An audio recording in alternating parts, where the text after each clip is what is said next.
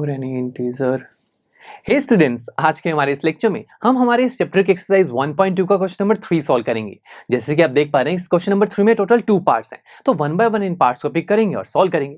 पहले पार्ट में हमसे कहा गया है for any integer a what is -1 multiply a equal to.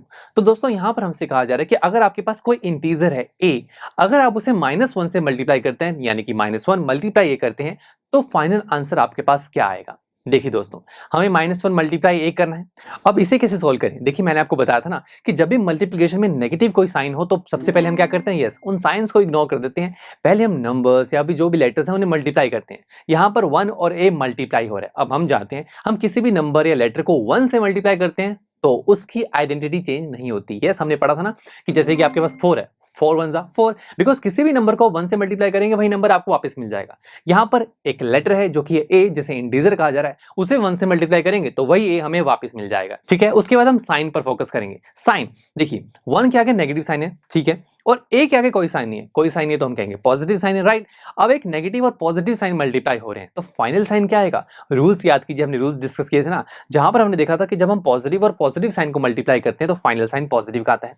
Negative और नेगेटिव को मल्टीप्लाई करेंगे तब भी फाइनल साइन पॉजिटिव आएगा, बट अगर एक साइन पॉजिटिव और एक नेगेटिव है तब फाइनल साइन नेगेटिव का आता है। और यहां पर वही हो रहा है, एक नेगेटिव और एक पॉजिटिव तो फाइनल साइन भी नेगेटिव का आएगा। So final answer will be -a। बहुत सिंपल था। चलिए सेकंड पार्ट पर चलते हैं। Determine the integers whose product with -1 is. तो ये काफी यूनिक और इंटरेस्टिंग क्वेश्चन है। देखिए इस हमारे सेकंड पार्ट में फर्दर उसके आगे 3 पार्ट्स हैं जहां पर हमें कुछ नंबर्स गिवन है। वो नंबर्स क्या हैं? वो नंबर है -22, 37 एंड 0।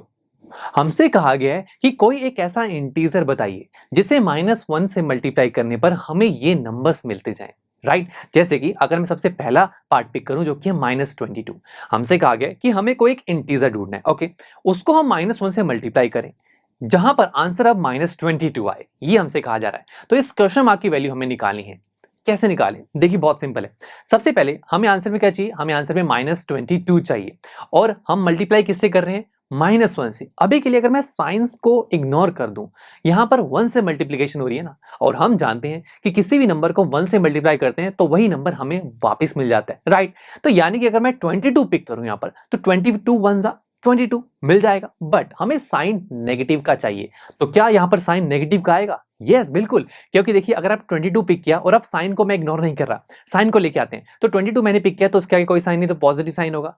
1 के आगे नेगेटिव साइन है और रूल के अकॉर्डिंग पॉजिटिव और नेगेटिव साइन जब मल्टीप्लाई होते हैं तो फाइनल साइन नेगेटिव का ही तो आता है। तो यानी कि हमारे इस क्वेश्चन मार्क में आंसर क्या आएगा? 22। यानी कि 22 को जब -1 से मल्टीप्लाई करेंगे तो हमें -22 मिलने वाला है। ठीक है, अब बी पार्ट की तरफ चलते हैं। बी पार्ट में हमसे कहा गया है 37, यानी कि कोई एक इंटीजर आपको ढूंढना है जिससे मल्टीप्लाई करेंगे -1 से तो हमें मिलना चाहिए 37। ठीक है, तो अभी साइन को इग्नोर करते हैं।